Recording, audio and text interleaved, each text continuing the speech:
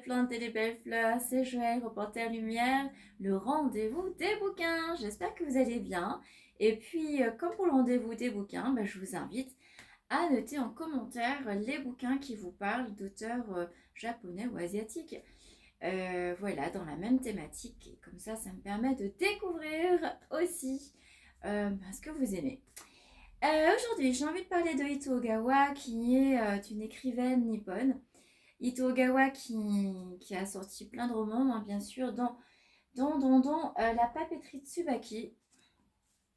Le voici avec une belle couverture d'illustration aux éditions Piquier. Et puis La République du Bonheur, la suite du premier tome. C'est Popo, âgé de 26 ans, qui reprend la papeterie et puis le métier d'écrivain public de sa grand-mère qu'elle nomme l'aînée. Popo qui va nous faire vivre dans la papeterie située dans la ville de Kamakura à 2 heures de Tokyo et ses aventures en tant qu'écrivain public pour répondre aux demandes des gens qui poussent la porte de la papeterie, qui lui demandent des lettres de rupture amicale, amoureuse, oui, amoureuse, bien sûr, tout type de lettres. Grâce à elle, on apprend que il y a différents types de papier, il y a différents stylos en verre, en plume, les stylos encre bien sûr, et aussi les formules de politesse à la japonaise, d'entrée de jeu en correspondance et puis aussi en conclusion, selon la situation, selon le contexte et puis selon la personne à qui on s'adresse. Donc voilà, c'est hyper, c'est précis, hein. Ito Ogawa a fait des recherches précises. Alors, moi, je trouve que j'ai le sentiment de m'y croire, d'être avec Popo dans sa ville à Kamakura, au Japon, et pourtant, je suis ici.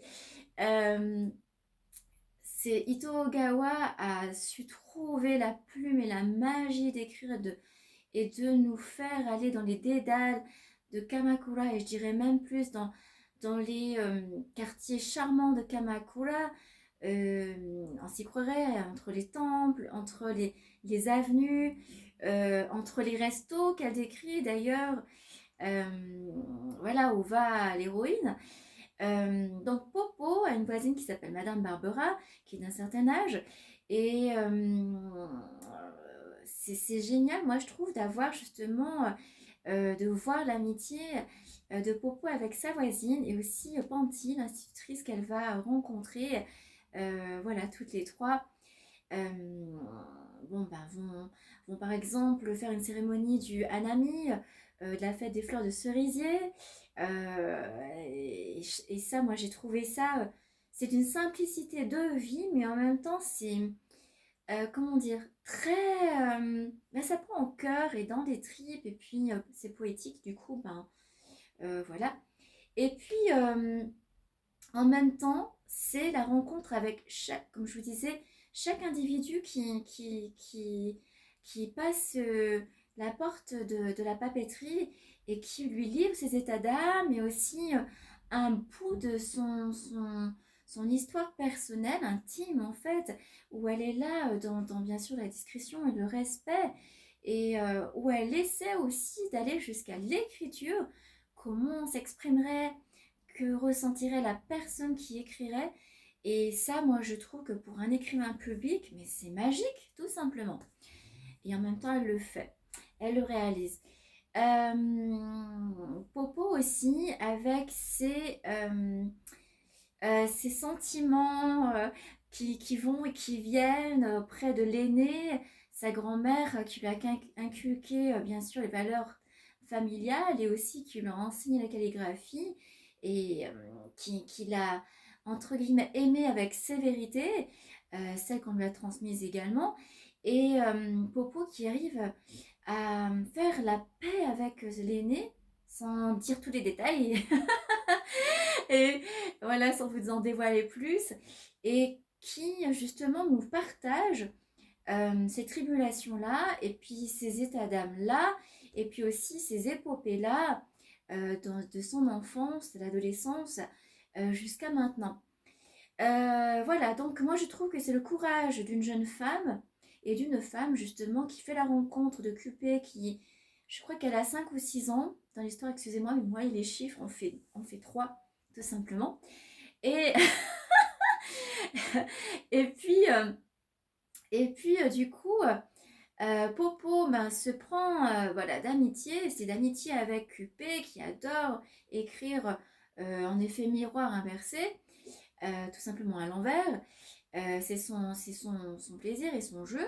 Et du coup, bah, en fait, elle fait sa première sortie amoureuse avec Monsieur Morikage, qui est le papa de de Cupid, pardon, excusez-moi. Et dans le deuxième tome, qui s'appelle... alors attendez, je vous représente. La papeterie de Tsubake, voilà. Et je vais vous présenter, je sais plus qu'est-ce que j'ai présenté. Je suis tellement lancée. La République du Bonheur. Alors, ce titre ne me parlait absolument pas, la République du Bonheur. Déjà, République, je me suis dit, oh là là, la République, qu'est-ce que ça va être? Et finalement, franchement, c'est pas un État ou un gouvernement du bonheur ou vraiment juste l'aspect du bonheur ou le bonheur, voilà.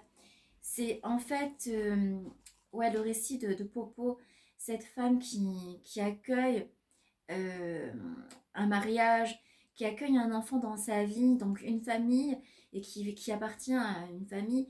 Donc elle va faire la rencontre de sa belle famille, où il y a toute une histoire autour du resto reprise par la sœur de son mari, et où dans la famille, ils étaient facteurs, et le resto justement est un ancien bâtiment dédié à. Et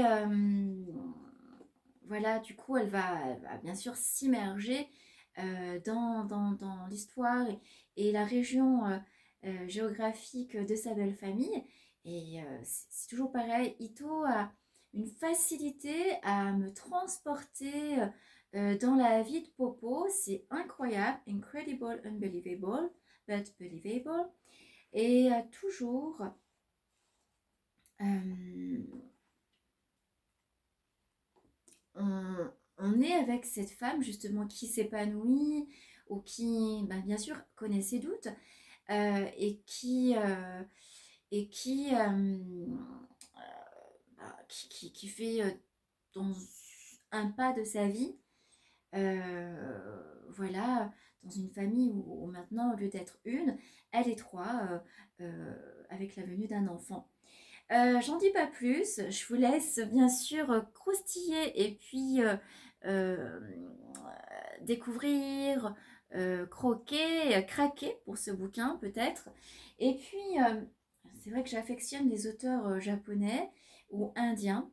Et là, je suis tombée il y a quelques années sur Nashiki Kao, l'été de la sorcière, aux éditions Piquet. Excusez-moi, les 3 bouquins sont des éditions Piquet.